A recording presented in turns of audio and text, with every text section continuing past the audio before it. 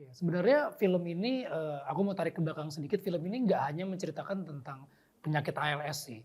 Jadi film ini tuh poin utamanya adalah keluarga. Oke. Keluarga, support system, terus gimana cara komunikasi yang kan kadang-kadang kita ngomong kalau misalnya lagi berantem, ya komunikasi dong diperbaiki, komunikasi dong diperbaiki. Gimana caranya komunikasi? Ngomong aja susah kalau lagi berantem kan, gimana mau komunikasi gitu. Nanti ketemu lagi sama si temen yang ini, punya pendapat lagi yang beda, makin berantakan. Kebanyakan denger dari luar tuh bukannya makin cari solusi, tapi malah makin berantakan gitu. Yes. Nah, makanya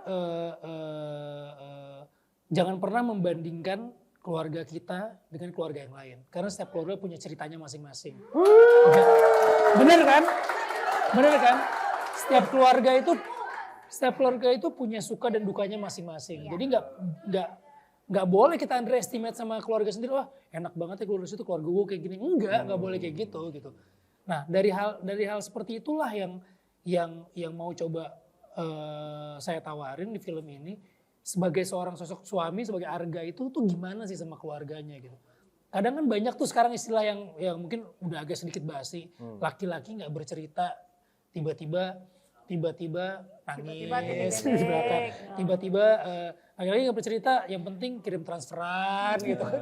Bagus banget itu, nggak usah cerita aja kalau gitu. Tapi kan intinya nggak bisa kayak gitu juga gitu. Harus ada pemahaman yang lebih dalam tentang keberadaan suami dan istri di dalamnya gitu.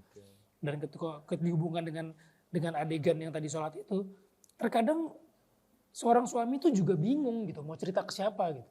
Cerita ke teman-temannya juga kadang nggak menambah masalah. Cerita ke istrinya juga lagi aut-autan gitu. Cerita ke anaknya lebih nggak mungkin lagi. Akhirnya curhat yang paling baik adalah yang paling personal adalah sama Tuhan. Seperti yang ada di gambar itu gitu. Karena sebaik-baiknya penolong buat manusia karena saya Muslim, ya itu adalah Tuhan gitu. Tuhan adalah sebaik-baiknya penolong kita. Kalau misalnya kita mau merubah, misalnya gini, kita punya pendapat istri kita kok begini sih sifatnya gitu. Tapi kita mau ngasih tahu dia secara langsung, nggak mungkin. Yang ada makin clash. Akhirnya gimana? Ya kita minta sama yang menciptakan istri kita gitu.